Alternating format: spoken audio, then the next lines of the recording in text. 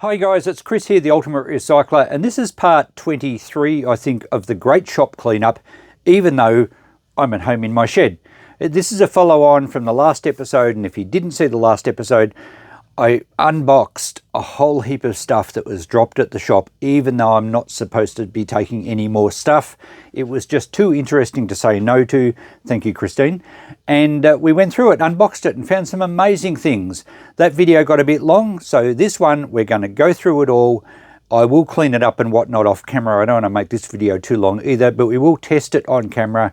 We'll see how things go, we'll see if it works, and we'll work out a value, and we'll get to the notepad at the end of this video and just see how much we've got.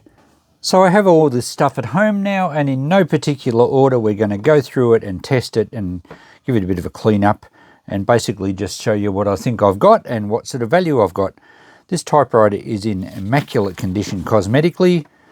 I've got a piece of paper here. It's going to be plugged into my appliance tester shortly. So let's wind this through here. I think I remember how to load a typewriter. There's a lever here to straighten the paper up. And I think most of you on my channel are well old enough to understand typewriters, but some maybe not. So here we go. Old school typing before computers. Let's plug that into the appliance tester and power it up. I don't know if there's an on switch somewhere. Well, I cannot see an on switch. How do we turn it on? Oh, there we go. That's a switch.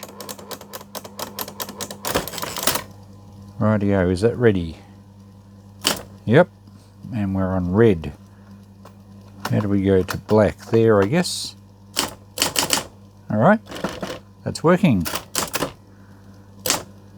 See, I did wind the ink ribbon across a bit, and it does seem pretty faint, so it's probably just dried out.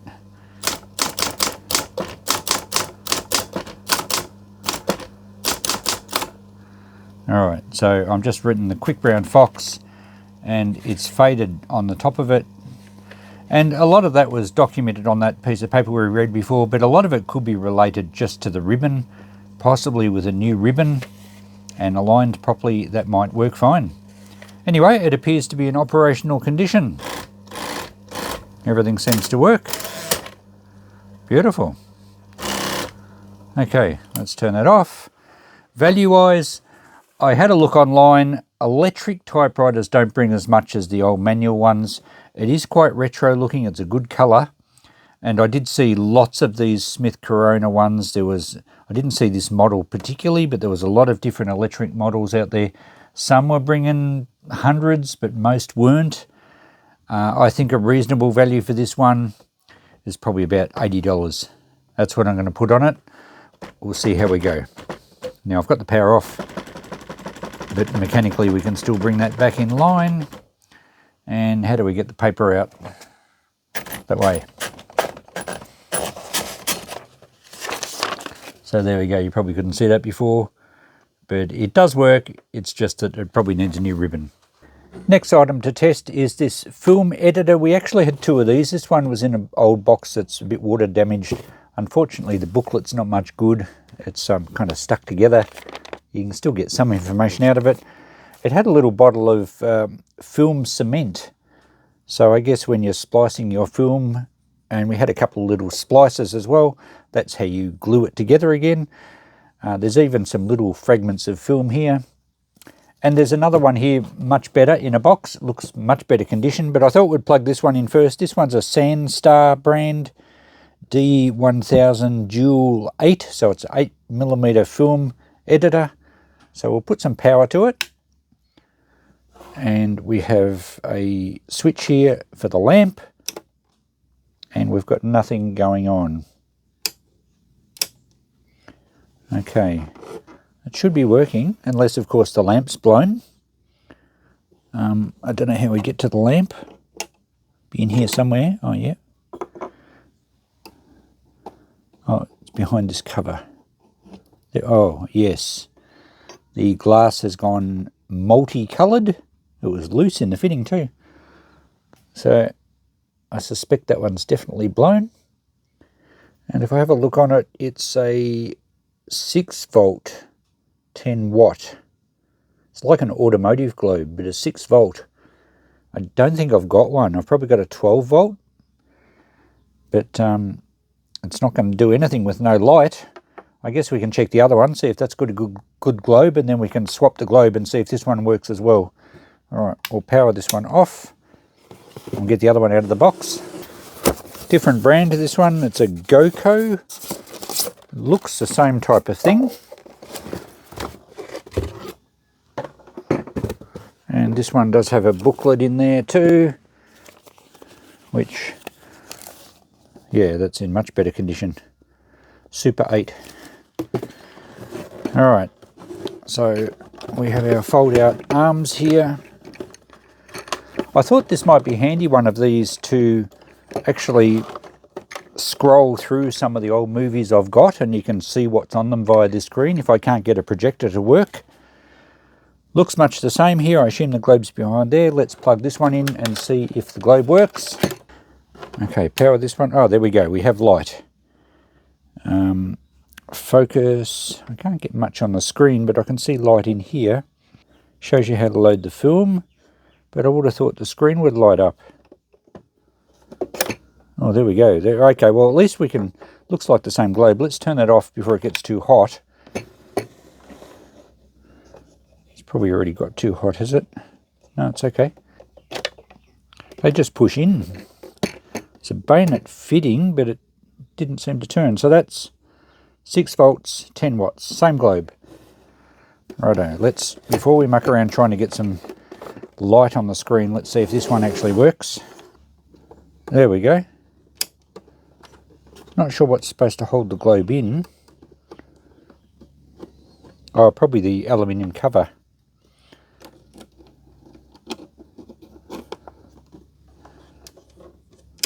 There we go, that one works. But again, we're not getting the screen light up. Not sure what's going on with that. But it looks like they're both going to work. We just do need one replacement globe. Okay, I've had a bit of a play with these. I can't get the screen to be of much brightness. When I turned all the shed lights off, I could just see it. So perhaps these were for use in a dark room with low ambient lighting. I can't see how it can, there's no sort of shutters that make the screen brighter or anything like that. The focus didn't do it. But I could see a little bit of an image from the end of this film strip. There's only about 8 segments of film there, and it's also a bit warped, so I couldn't really make out a picture. But they do work, they're just very low light. So I'm going to put this one, this is out of the rough box. No, this is the better one. I'm going to put the better one with the good globe back in the good box with the good instructions and ask 35 perhaps. The other one I'll put back in the other box for say 20, and it will work fine, it just needs a globe. So let's give this old Singer sewing machine a test next. I expect the motor will run. I expect the light globe will come on, but I think the belt will slip as it seems fairly stiff in the mechanics of the machine. It probably hasn't been used for a long time. And if you remember from the last episode, the bobbin and the bobbin cover are missing. They're easy enough to find, so they could be replaced. Now the cord looks okay. It's got the old Bakelite plug, but we can plug that in, power it up. We do need to make sure we have an earth. I can't go, oh, actually it doesn't even have an earth wire in the cord, so it's essentially double insulated, even though it's a metal appliance. Back in the day, I guess they thought that was safe enough. So we have power to it. Let's see if the switch works. The light, yes. All right, that works fine. The shade should spin around, there we go. That's better. Lights up our work area. Now, this one doesn't have a foot controller, and it does have a slot in the front of the case, which is a knee controller, so there should be a piece of metal to go in there to operate that. And usually they're up underneath the cover. I didn't even look. And it's gone. It's missing.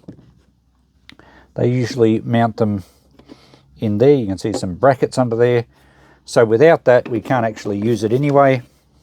So what I think I'll do with this one is I'll unplug the power lead, because it looks very dodgy there where it goes in anyway. It's all sort of twisted up.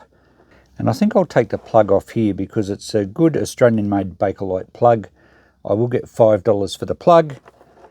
I think I'll snip the wires off here. These can be rewired, these plugs here. If I snip the wires off that, and then we'll leave that with the machine. And I'm just going to sell the machine as a non-goer with no wiring, and that way that we're perfectly safe as far as any customer electrocuting themselves goes. It could be fixed up if someone found the wanted to put a new cord on it and found the knee lever, and they would also need the bobbin and the bobbin cover. But it's likely just to be a decorative item, in which case the cord just gets in the road anyway. I'm still going to ask $30 for that machine as it is with the case, and I'll get a bonus $5 for the plug, and I'll get a bit of wire for my scrap bins. So that's best to deal with that. If we had had the knee lever and it did actually operate, I don't think I would have got much more for it. And then you have the risk of, you know, that wiring was a bit dodgy, and you couldn't use it unless you found the other parts. So $30 plus $5 plus some wire for my scrap bins. Okay, this next one, this is the halogen air-cooled floodlight or photography light. I don't know if it relates to photography or not. This one's a bit sketchy, so hold on to your seats. Very heavy cord, which indicates to me that it probably draws a fair bit of current. The cord's stiff, but it's okay. There's no bare wires. We do have the cracked glass. The halogen globes actually look undamaged. I'm going to plug it in and see what happens. I don't know if the fan's going to work. If the fan doesn't work and the lights come on, we'll have to turn it off pretty quick because it will get hot. So let's plug it in. I'm assuming there's an earth wire to this one, so we'll get our earth probe ready. I think they're both off, so we'll power the appliance tester on. Whoa, they're not. That must be off. And I'm getting a hum, but no fan.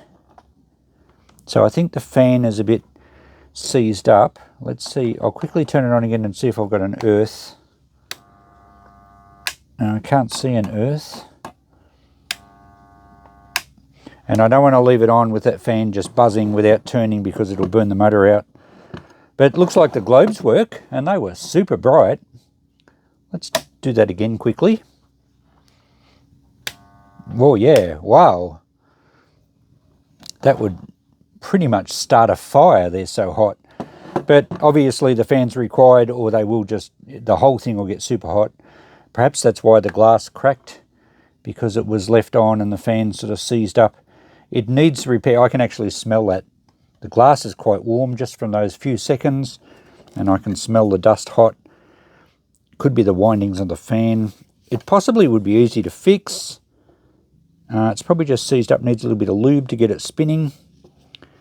I don't think fixing it's going to add much value. I'm going to put $10 on that with a warning that it can't be turned on until the fan's fixed, but the globes do work.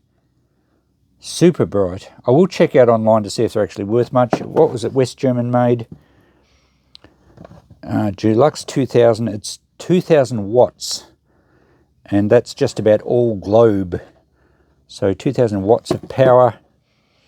The fan would use negligible amounts. I don't have time to pull it apart and fix it. I'm tempted to have a look, but well, it's only a few screws. Let's have a go. Make sure it's unplugged. I think the front section just comes off. So one screw either side, only one screw there and one underneath. There's something loose floating around in there. I don't know what that is. Yep, well, just two screws will remove the front light assembly. As long as we can get to the spindle of the fan, we might be able to free it up. Oh, it's broken one of the globes. I probably should have left it alone. Oh, that's what that loose bit was. I think the glass had fractured. That should slip out past the globe, so. Okay, that slips out past there. But we have one broken globe now. And it doesn't get us that much closer to the fan, really. But there's the bits floating around. A bit of broken plastic. That's off the base of the globe. The other one's got one on there.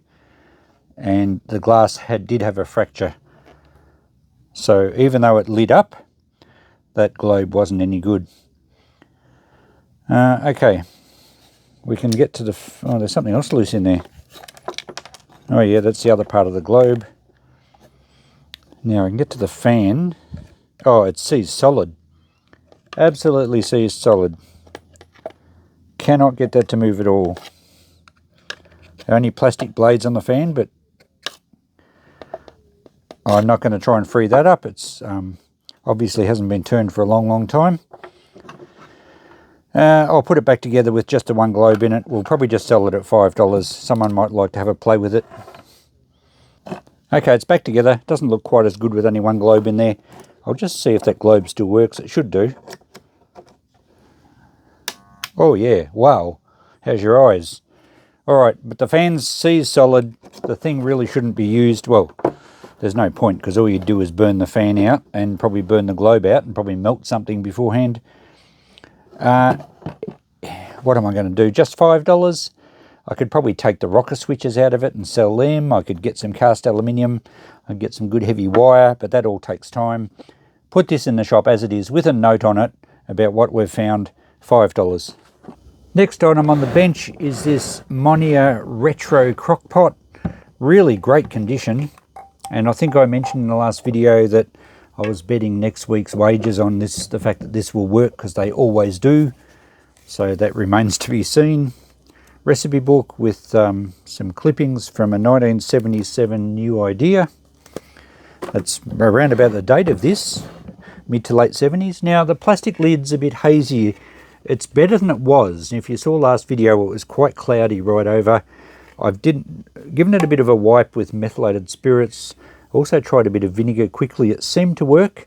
I'm going to soak it in some vinegar and warm water for half an hour or so. Apparently that's a good way to get rid of it. So we'll see how that goes. I'm going to take the lid off because I don't want the vinegar to affect the little tag there on the knob. But we'll give this a check first before I go and do that. And the cord's in excellent condition. So we'll plug it in and I'm betting it's going to work perfectly. Okay, we have power. We have low and high, that's all we have. There's no indicator light anywhere. And it should be warming up. It's quite a thick ceramic insert that's fixed, it's not removable.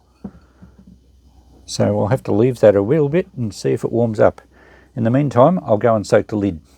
Okay, this has been on about 10 minutes and it's quite hot around the sides. It's actually cold on the bottom, but the sides are where the heat band is. So that's working perfectly. For those of you that took my bet, I'll tell you what you owe me next week, because due to the fickle nature of YouTube's algorithm, I don't know what my next week's wage will be. So beautiful, works fine, knew it would. We have a low and a high. It tests safe on the appliance tester. We just have to get that plastic lid cleaned up, and I think that's about a $50 crock pot, particularly with the instruction booklet. So the vinegar soak didn't do a lot. It was still cloudy, but it's come up pretty well after a polish with some bicarb soda or baking soda mixed into a paste to the consistency of about toothpaste, and then polished with a microfiber cloth. And that actually did a pretty good job. I wouldn't expect 50 or 60-year-old plastic to be much better than that. And I really didn't polish it for long. So very presentable now, very happy with that item. I think that will sell quickly through the shop. So $50 on that one. The next item I want to check is this vintage transistor radio. It's an AWA radiola, probably 1960s. It has the Australian states, New South Wales, Tas, WA and Queensland. Oh, it has all the others up the top. Pretty good condition really, bit aged looking, but nothing appears to be damaged. I think we did see signs of a little bit of corrosion in the battery compartment. I'm going to power it up and just see if it works, but this one won't be for sale. I will get a value on it for our notepad, but this is one that I'll probably keep and restore down the track, and it certainly has had some corrosion issues in there. Hopefully the terminals aren't too bad. Let's take the back off and have a look in there. A couple of flathead screws. This would date, did I say when it would date to? I think it would date to the early 70s, perhaps late 60s. I could look it up online and see, but its transistors kind of came in the 60s, maybe early 60s for transistors. Okay, what do we got in here? Well, it actually looks pretty good. There's a little bit of corrosion to some of the screws, and the terminal at that end, this spring, this end, a little bit of corrosion, but not too bad. The circuit board all looks okay. Some of those capacitors that's cracked on the end, I'd say it'd need a recap. There's a little transistor in there. I think they're a germanium transistor, little metal can. Looks quite tarnished or corroded. In fact, they've all lost a bit of their original shine. As you would expect, we've all lost our original shine, those of us that come from the 60s. The antenna coil there, the ferrite rod's good. They sometimes get broken. I think that would be a great restoration. So I'm going to put some power on it and just see if anything happens, just for interest's sake, and that will give me some idea of value. But these capacitors do look a bit dodgy on the ends. I think they've been leaking a little, so they're going to need some work. Probably replacing whenever I get around to restoring it. Voltage, it takes, it even has a diagram here for a dial string, which I think is still intact. Yes, we can scroll up and down through the dial, that's good. How many batteries it take? It doesn't say, does it? It doesn't say, but I'm guessing they're the big size. 1, 2, 3, 4 of them at 1.5 volts is 6 volts. I'm going to take this into my other room, put 6 volts onto here and see if we can get any noise out of the old girl. Okay, in this case yellow is positive, black is negative. Whoa! She may well just work. It's obviously turned on, and that's all we're going to get. It's a bit of a crackle. Yeah, can't pick up anything. I can hear a slight hiss from the speaker, but we do get a crackle when it turns on. But yeah, I would imagine that it's not going to work due to some of these capacitors and maybe some of the transistors. But I think it's a good restorer. So let's take that off. So it's not currently working, but it shows promise. Solid state, if you see on the front of things, does mean transistor, so it's one of the early transistors. I'll quickly look up online, see what year it is, and I think I'd value it as it is at about $20. But if I can get it working and restored, well, it's going to be of much more value. However, as usual with restorations, the time involved isn't viable if you're looking at it purely from a financial point of view. But that's not the case with restorations. We don't value them from a financial return. We value them for saving history, enjoyment, and a whole host of other reasons. And increasing the value a little bit certainly does help, but it's not the main aim. So this unit's back together. I'll put a note on it as to what I found. I'll put it into storage here. I couldn't find the actual model number online. There was a bit of confusion. AI seemed to think it was a model B77Z or Z. But when I typed that into Radio Museum, it came up with a totally different model. So I'm not sure what model it is. I couldn't find any the same. So if you happen to know, let me know. But yeah, nice one. I'm pretty sure it's around late 60s, early 70s. That will go into my stash for now. Okay, next. Let's check out this thing. This was a sound meter, wasn't it, from memory? And I suspect it's brand new. Still in its original packaging, in immaculate condition. And it's an SLM100 ADC Audio Dynamics sound level meter. It does take a battery, I think a 9 volt. So we'll put a battery in it and see if it actually registers any sound. So here's a good 9 volt battery. We'll power it up and see what it does. Now it's on off. There is a battery check, so let's see if the needle responds. Yep. And it says that the battery's okay. It has a slow setting. Okay, as I talk, look at that. The needle responds perfectly. And what's the fast setting do? Testing now. Oh, the needle's much more responsive. That's pretty cool. And this one, I think, tones down the decibels so it's less sensitive. Yeah. So if we turn it right down, my voice doesn't make any impact. If I tap the microphone, just turn it back at one more. What about we scratch the polystyrene, which nobody likes? No, not getting anything there either. We're getting a slight response there. Perhaps polystyrene isn't as bad as we thought. There you go. But on the super sensitive setting, it responds very quickly to my talking, and it's not even pointing at me. So works beautifully. These are designed, I believe, back in the 70s and 80s for checking acoustics of studios and testing hi-fi gear, I guess, checking the ambient noise in various situations. That responds perfectly. This is as new. Very nice machine. I don't think they're overly valuable. I did find some online in the US actually only, and people were asking a fair bit for them, like $50, $60, $70. That was Australian, but I'm going to put 30 on this in the shop. I think we'll find a buyer at that. And original packaging, quite possibly never used, or maybe only used once or twice. That's a good find. Next item to check are these AWA unidirectional stereo pair moving coil microphones, and they're in excellent condition. I'm pretty sure they've been used though. There's some scuffing around the stand here, but the microphones themselves look good. I did punch the number into Google, and apparently they're 70s era, and they were kind of entry-level consumer microphones. They weren't high-end at all, so they don't hold a lot of value.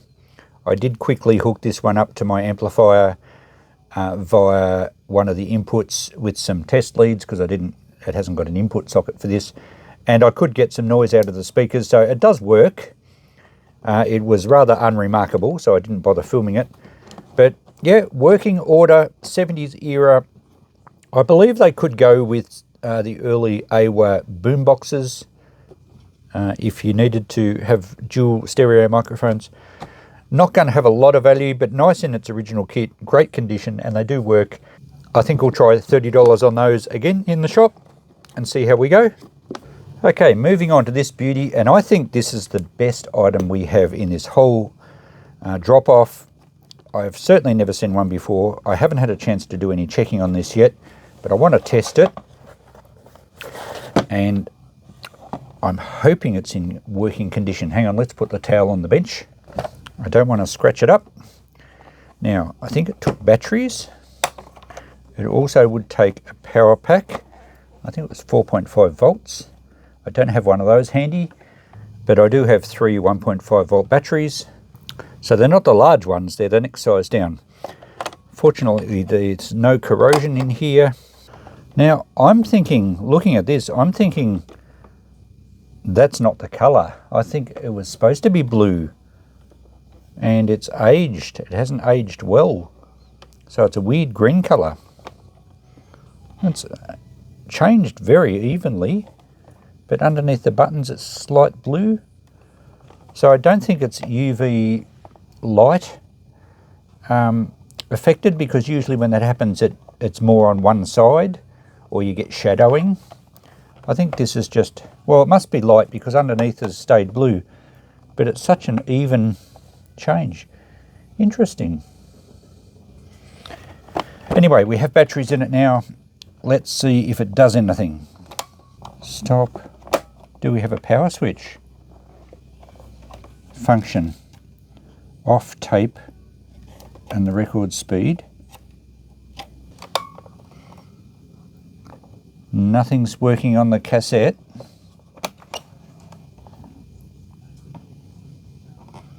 Most likely the belts are no good. I can't even hear a motor noise. So it's going to need new belts most likely, assuming it has belts and not sort of gear drive driven or something like that. So I'm guessing the turntable is not going to work either.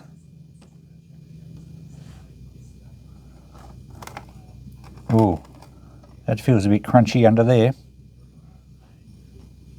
I reckon the rubber belts have totally perished, but I can't hear any motor noises either. Okay, I've fiddled around with this for a little bit. I've worked out the actual lid opens a bit higher than I thought. It's a bit stiff. I think it needs some lube. Couldn't get any life out of it at all. Couldn't hear any motors turning, so I think it's more than just belts. But it is cosmetically in great condition other than the dodgy colour. I'm going to value it at $50. I did some checking online. Apparently they're very rare. They weren't a high-end machine. They were kind of more of a gimmick in the early 80s. And they're talked about by collectors as a vinyl Walkman because it's a portable record player, even though you wouldn't possibly play a record while you're walking along the street. But certainly unusual. It's going to have quite a collectability. I would love to get the thing going, so this is going to be a project down the track. It does almost fit in with my boombox collection because it's a portable stereo. I did see a mention that it had built-in speakers, but I can't really see, oh no, that's not a speaker grill. That could have been wrong information, but certainly the colour has changed. But cosmetically it's pretty good. There's nothing broken. It's just that electronically, whoa, nothing happens. It's dead. It might be an easy fix. Could be a wire off the battery terminals. I didn't try and plug an external power supply in. I will do that down the track. I'm going to value it at $50, but in going order I think it would probably be a couple of hundred because you just don't see these things around. So that'll be a future job, which I'm looking forward to one day when I retire. Now this Weller soldering station, fortunately it's in much better condition than its box. I don't think I'll keep the box. These soldering irons, it's probably the most famous name in the soldering iron world, and these ones are quite vintage but quite sought after. I saw one of these sell for 150 and I saw a few listed a little less than that, but they're obviously still quite desirable, and I think this might be a good one for me to keep. The stand I think just goes in here that way, and it has the pad for wiping the nib, but I will need to buy some new nibs for it because this is the solder extractor or solder sucker component. But I just want to see if it works because I think this will be a good one to keep, as I said. And I would probably value this at say $75. I would think you'd get that for it easily, given that I saw one sell for 150. Let's power it up here. Light comes on, very good, and it should be getting warm. Yes, I can feel it getting warm already. So that's good. I'm going to hang on to this. I'm going to actually try it as a desoldering tool. You could probably get replacement bulbs, but that one feels like it still moves a bit of air. Extremely handy device, and I'm going to hang on to it. But we'll write down 75 in the notepad for it because I think I'd have no troubles getting that for it. It's got a bit of melted plastic there, but just from soldering iron touch. But otherwise, it's a great piece. And now it's time to check this oscilloscope and just see if it works. I'm still undecided whether I'm going to keep it or not.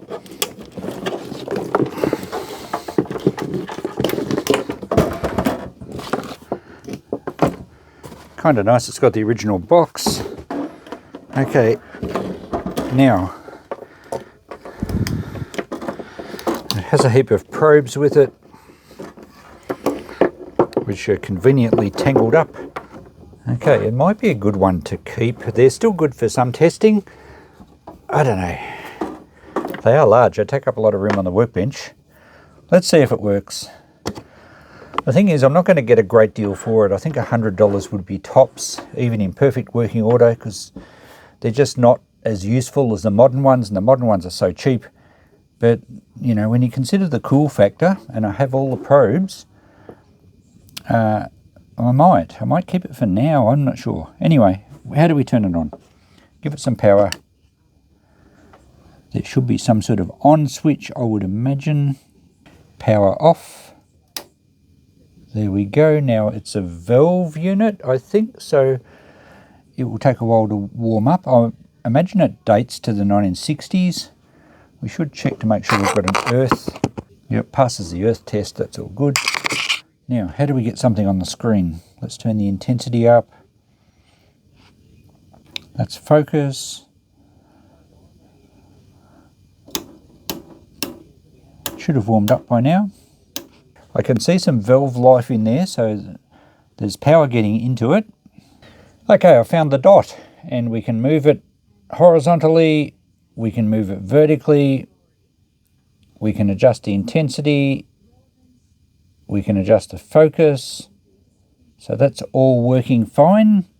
If I give it some sort of signal just from holding the probe, we should get some sort of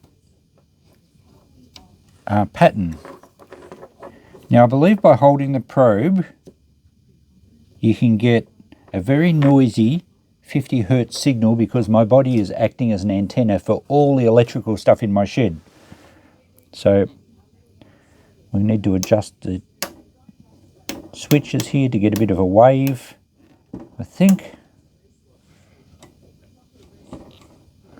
So that's responding. I don't know how we get it. Oh.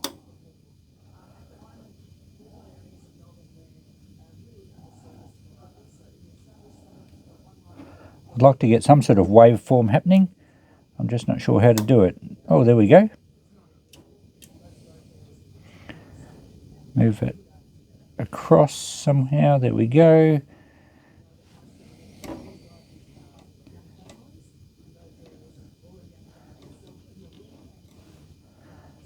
Oh, there we go. That's what I'm looking for. So we have a very noisy sine wave, which is the 50 Hertz from the mains power in Australia. And it's noisy because there's all sorts of interference, and my body is acting as an antenna to pick it up out of the surroundings here. So it looks like this oscilloscope works beautifully. We can focus that a little bit. Not sure if we can get it to stop jumping around. Probably just too much interference. Wow, okay, there we go. So she works. Now, I still haven't decided if I want to keep it or not. I think I will for now, because the best we're going to get for it is probably about $100. And I think I'd prefer to have a play with it and just get myself a lot more familiar with oscilloscopes. Even though I've got a modern one, these ones are just way too cool. We'll write down 100 for it though. I think we'd get that if I wanted to sell it. Now this item's exciting. When I unpacked this in the last video, I thought this might have been some sort of theatre floodlight or something. It had globes in the back. It's obviously got a spot for a globe. And I've just unwrapped these two early globes, both Edison screw. They actually look as if they would work. And I didn't know if there was something missing off the front. We haven't had to unwrap the cord. There's paper under here. I'm curious to see if there's anything written on the paper. And then in another box I found this. It's called an optiscope. And I wasn't sure what this was. And it turns out, and I suspected at the time, but they actually go together. And what it makes is what's referred to as a magic lantern. It's a very early projector. It's made by W. Butcher and Sons, London. Apparently it dates to the 1920s. So this would have been used in a cinema back in the early movie days where you didn't have perhaps silent films, and they had a large glass hand-painted slide that would go in here somewhere, perhaps under that cover. I haven't taken that off yet. And it would project an image of the slide, sometimes advertising, sometimes it might just say intermission, I'm not sure. But this is a very early projector, quite valuable apparently. I just checked AI, I checked a few online listings, and it could be, well, it was suggested it's worth between $200 and $500, even unrestored. So that's a really cool piece. Mid-1920s is pretty early with this sort of stuff, especially electrical. unless it's been converted, because apparently the early ones ran on some sort of lamp, like not an electric lamp, a gas lamp or something. It has got the heat vent here, but then again these globes would have got very hot. It does kind of look original in there. The lenses look okay. The actual glass looks all right. We'll take that paper off in a minute. And the lenses through here look all right. So an amazing piece of history here. I'm a bit unsure what value to put on it. Perhaps I should eBay it. Perhaps it can sit in the shop at a high price for a start and see how we go. I did suspect it was pretty old when I looked at the electrical plug, and it's made out of timber. The wiring has totally had it, as you would expect for 100-year-old wiring. I'm going to untangle it and see if there's anything written on this paper and what the lens looks like behind it. I don't really want to cut the wire. I'm going to leave it with it, even though it's not safe, because it's quite historic and it should all stay together. And bear with me, I'll untangle this. Okay, all that wire is very hard and brittle. And now we have this piece of paper here. I presume it's just been put in the front to protect the glass lens, which looks in magnificent condition, a little dirty, but there's no bad scratches or anything. Before we have a look at the paper, this section must lift up. I think this is where you put the slides. Yes, between the two glass lenses, there's two convex glass lenses in there. And the front part of it gives you an adjustable focus like you would on, say, a microscope to wind the main lens in and out. So it's all in actually operational condition. And if the wiring was okay, I'm pretty sure I could plug it in and we would actually be able to show a slide on the wall, even though I don't have an old glass slide. But otherwise it's quite functional. Now it's going to look pretty cool with this bolted up here, which is what I'm going to do, of course. The paper may not be anywhere near as old as this thing. Someone's probably put that in more recent times just to protect the glass, and I'm glad they did. These are brass thumb screws, and that just looks awesome. Oh, you may even put the slide between there. It certainly wasn't an automated process. You basically probably just held the slide in by hand, or maybe it had a little ledge that it sat on or something. Okay, that's got that assembled. It looks like an early cannon. What a great piece. And it's adjustable here. It's on its mounting bracket. The back closes. That's an awesome piece. That's actually probably a museum piece, and I would like to think eventually it'll end up in someone's collection, or perhaps even in a museum. All intact. Essentially operational if you fix the wiring. Let's have a look at this paper. It's obviously been nibbled by critters over the years. I think it's a brown paper bag, or just brown paper. And I thought there might have been something interesting written on there, but there's just, I don't know, 59 cents. So it's probably just a brown paper bag from when someone went shopping back in the day. There's nothing interesting wrapped up in there. It was just used for protection. All right, I don't think we need to keep that. I will wrap the bulbs up in something, some bubble wrap or something, and keep them in the back of it. And we'll wrap the cord up neatly, but I think it's important to leave the original cord and certainly the original wooden plug with the unit. What a great piece. I'm not going to restore this as such. I'm going to leave it. I'm just going to dust it off, leave it as is. It just looks absolutely amazing how it is. I think it would be a shame to actually strip this back and repaint it or anything. You're losing all that patina, all that history. It possibly, as I said, should end up in a museum. I'm probably going to put a couple of $100 on it in the shop. See how we go. If I've still got it when we finish up the shop, I'll put it on eBay. But yeah, I think that's actually turned out to be the best piece we've found. Another box in this lot contained all this stuff, which I think is photography stuff. I think this is brackets for an enlarger. They're all cast aluminium with a classic mid-century hammer-tone paint. Some big thumb screws, some sort of reflector for a flash, or maybe just a light of some description. There's a, I think that's got a light in it, and it's got a glass sheet underneath, so it might be for an enlarger. These two things I'm really not sure. There's also some various screens here, glass panels. Oh, that one's got an enlarging grid. So I'm going to sell all this. Oh, and there's also a developing tank that I haven't got home with me at the moment. I'm going to put all this in one box lot and just probably put about $20 on the lot. So someone should get some pretty good value there if they have a use for all this stuff.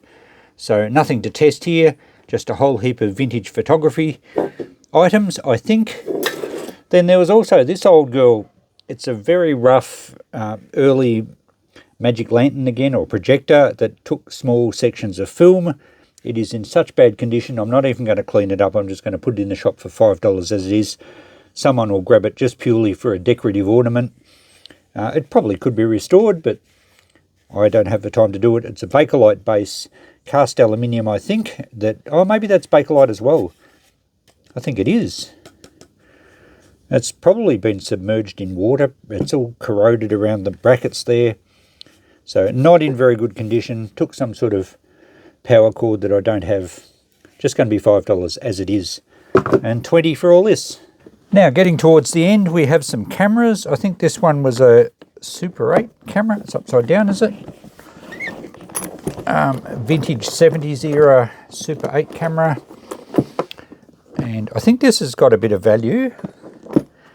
If I can get the lid open, there we go. Well, this is the Cabana Super 8 in very good condition. And I don't have any Super 8 film, but I think we can see if the motor works on it. It's got a telephoto lens. It looks nice and clean. Doesn't look like there's any fungus or damage there. And the cartridge goes in here, which does look nice and clean in there. Now, I've never used one of these. It has all the controls on the side. It actually looks in quite good condition. Just a few marks to the casing. And I mentioned in the last video, it'd be fun to stand by the side of the road and point this at cars, pretending to be a radar gun. Right, now we do have a battery compartment. Where was that? A battery carriage. It takes 4 AA's and it goes into this section here in the handle, which doesn't show any signs of corrosion. And hopefully we can hear if the motor works, because that, I think, will basically determine if the thing's close to operational or not. Looks like it'll take a 6-volt external power supply, which I don't have. I'll get some batteries for it. Okay, that's loaded up with batteries. I think it can only go in one way. There we go. Now, can we get any life out of the old girl? Do we just pull the trigger? I've got no lights here. Backlight, I'm getting nothing happening. Main switch off, run. Oh, maybe it doesn't work. Okay, I just gave the terminals a clean where the battery carriage plugs in, and now when I press motor light, that green light comes on. And if I pull the trigger, the motor's actually working.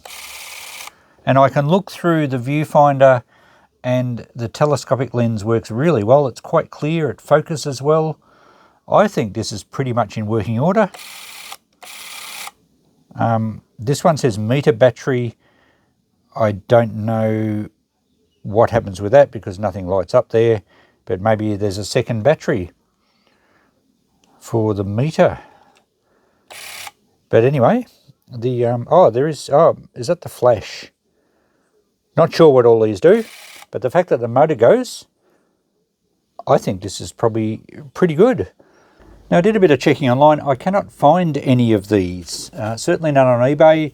Some of the vintage Super 8 cameras were getting many, many hundreds of dollars, mostly the Canon ones, but some of the Japanese brands were as well. And then there was others that looked quite nice and were only getting $20 or $30. So admittedly, I didn't look into them to see if they were working or not.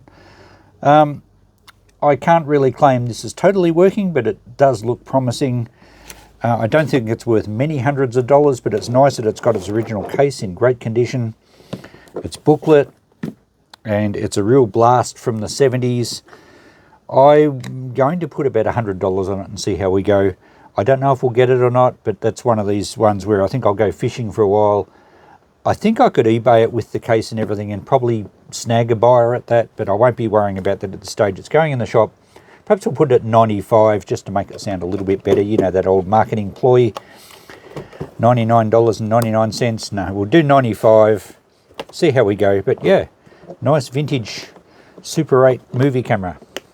And this National video camera is a bit more recent. This one's I think mid to late 1980s, when camera technology was changing a lot. It's I think CCD was something to do with the actual camera part of it. I didn't read enough to understand it, but it was new technology.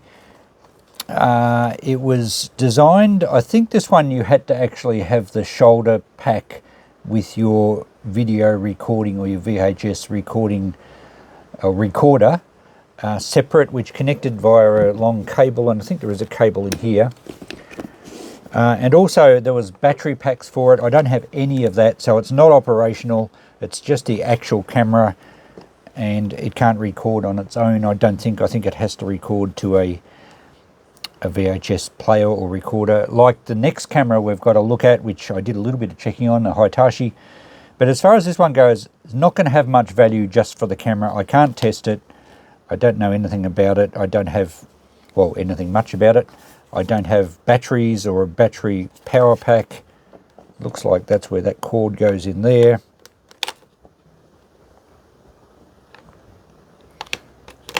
And that must go off your recorder. So I'm going to just put $20 on this. If someone's got this sort of setup and knows a bit about it, they'll probably see value in this. It looks to be undamaged, but I can't test it at all. At least it's got a nice case. So $20 for this one. We'll pass it on to someone that knows a bit more about it than I do. And the last item out of this kit, or last camera at least, is this Hitachi. It's got a bit of scuffing on the side there, unfortunately. This one I think is early 80s, possibly even late 70s. It's a color video camera which is designed to record onto a separate video recorder that you carry over your shoulder, as I just mentioned with the last one. I do have that, and I have some other bits with this kit as well, so we'll get it all out on the bench and have a look. I don't know to what extent we'll test it. We'll see what we can work out. Here we have a long cable, and we have the shoulder pack, which is the actual video cassette recorder. I'll take it out of the case and we'll have a good look at it all. Okay, it looks in pretty good condition. Not sure what's in the pocket of the case here. The case itself's a bit rough. Oh, it's a battery. Okay, nickel cadmium rechargeable. I don't know if that's going to be any good. I think that's all we've got in that case. I'll move that out of the road and we'll get the other bits. This box contains, I think, a power supply. So there we go, that's an AC adapter charger. And this box I think is a tuner, so I think this allows you to connect the VCR to your TV perhaps. But it's all in its original Hitachi boxes, although they're a bit tatty. And yeah, that one's called a video tuner. So we've got the whole kit here. I don't know if it's everything to make it work, but I think the recorder and the camera are the things that you took out, and that one you had to carry over your shoulder, as I mentioned. I'm not sure how the charger works, whether this is the battery. It's actually branded Hitachi, so perhaps that's the battery that we need. And perhaps, does the camera get its power from the thing you're carrying on your shoulder? I better do some checking and I'll see if we can get some life out of it. So I've been having a play with all this kit, trying to get it sorted out, and it's got some problems. I've managed to work out where the cables go, and the cassette recorder kind of works. I've just put a normal cassette in there and it powers up. It does have a broken fitting on the handle here, unfortunately, but that's the only cosmetic damage I could see. But I've got just a commercial VHS tape in there just to see if it works. It does fast forward quite well. The controls work well. Stop, it will rewind beautifully, but it won't play. It starts to, and then it bogs down a bit, and I can hear it working, and then it clicks out. So the auto stops working. Probably the drive belt for the play side of things is stretched, or it's trying to work, but it just can't. Remember, these are 40 odd years old, probably more than that, about 45 years old. So the rubber components like the pinch roller and everything are going to be not in the best condition.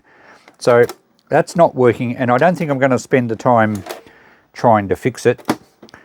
Now, what else did we find? The power goes into this. It's got a charge port for the battery, so has the charger thing under the camera here. It did start to charge, but I'm pretty sure this battery won't hold power, so I didn't worry about that. It's plugged into the mains, and that provides power down this cable to the camera. And we do have life in the camera. We have a screen, but I can't get any image, and there's a red light LED in there, I think you can see, that indicates low light, and if I point it at the ring light here, it goes out, and I can just make out some images through the viewfinder, but AI tells me that the actual light receiving part of this camera is probably broken down over 45 years and it's not responding properly. It said it could also have some issues with the aperture, but the controls here seem to work. The electric zoom control seems to work fine, but I've tried all the other controls here and I can't get anything but that white. It's flickering on camera there, but yeah, there's a fault in there, and it's most likely something like capacitors or something, or the actual camera light sensor itself. So there's issues there. The power supply does seem to work because it's powering everything up, and I didn't bother checking the tuner. I'm going to put it all back in its boxes with the cables and sell it just at $100 a lot. Someone with one of these might appreciate the power adapter or might want parts. It could be just purchased as a prop or as a genuine collection of vintage camera gear, because we've come a long way since these things. All original boxes, all the cables. I'm going to package it up, display it in the shop, and we'll try and get $100 for it. We'll see how we go. I found a couple of lots online. Even when they said not working, parts only, they were still asking $200 or $300 for the set. So I think $100 we should be able to snag a buyer at the shop. Well, there we go, guys. What a haul we ended up with. It was a big setback. We didn't get anything out of the storeroom at the shop this week. It's taken me a while to go through it here, but we've got a lot of cool stock for the shop. We've saved a lot of stuff from being dumped, some pretty good value, and I hope you found it interesting to go through. Yes, I'm waving around the notepad. We're at last going to have a look at the list and all the values I've written down. Have you had your guesses? Let's see what it adds up to. Okay, here we go. We've got some pretty good value. Some of the stuff I've valued as I would sell it, but I'm keeping it. So that's the items marked with asterisks. Of course, some of these will be sold down the track, but at this stage, that's what I'm putting aside, and the rest of it will be available for purchase through any of you guys or through the shop. Remember, the members of my channel will get first dibs, 24-hour early access as a bit of a thank you for your support. So, quite a lot of value. I think I pretty well wrote down everything as I mentioned. I think I might have upped the Bakelite radio by $10 or something, but there we go. The optoscope, I think, was the single best item. Over the page we go for a total of $1,110. Potential and quite achievable return, I think. Mind you, as I said, not everything will be sold straight away, but eventually. But how's that for value? That was just dropped off at my shop because someone knew that I took electrical stuff and they didn't want to take it to the tip. And that is something I'm going to carefully encourage once we do retire from the shop. I don't want to be inundated with low value stuff because it's too hard to find new homes for. But I do want to save this sort of stuff. Some of the stuff I could sell quite well on eBay, and if we do swap meets or markets down the track, I'll have an avenue to sell it. And it's really exciting getting all this old stuff. I mean, you know, I like collecting vintage hi-fi gear, and my collecting umbrella is quite large. I had a customer in the shop the other day say, "What do you collect?" And I started thinking, well, old bottles, radios, clocks. I've got 11 chainsaws. Does that mean I collect chainsaws? Something else the other day I realised I've got multiple of, and oscilloscopes. There we go. It's all stuff that I can pass on later on. I just enjoy owning it. I'm going to enjoy restoring a lot of it when the shop, at least my commitment to the shop, is finished and I have a bit more time in my shed. And eventually my shed might be much more organised. Thanks for watching, guys. This turned out to be quite a marathon. We might have just gone over the hour. Just as well I split this drop off into 2 videos. We would have nearly been 2 hours. Next chance I get, we're back into the storeroom at the shop. We do have to keep going and empty that. I'm promising that I'm not promising anything, and neither is Christine. If more of this stuff comes along, we'll deal with it. Catch you in the next video. Bye for now.